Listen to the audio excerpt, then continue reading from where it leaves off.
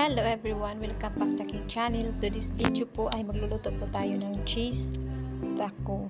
Ayan, meron po tayo dito chicken strip na pinapry na. Lalagyan po natin siya ng chili mayo, ketchup,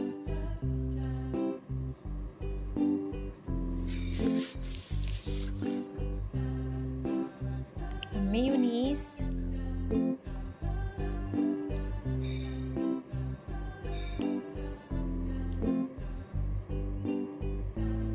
ayan, hahaluin lang natin siya.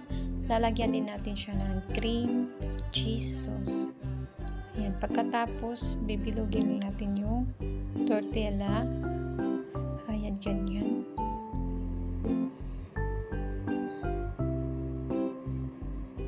Yan, ulitin lang natin yung procedure hanggang matapos. Ayan na siya, tapos na natin siya nalagyan ng ating chicken. Lalagyan din natin siya ng mozzarella cheese sa taas. Ayan, after natin malagyan, ilagay natin siya saglit sa oven para ma-melt yung mozzarella cheese. Ayan, okay na po siya. Ilipat na po natin sa ating plato. Ayan, lalagyan lang natin siya ng toppings na lettuce na hinihiwa lang ng maliit at saka yung mayonnaise at saka yung chili mayo at ketchup.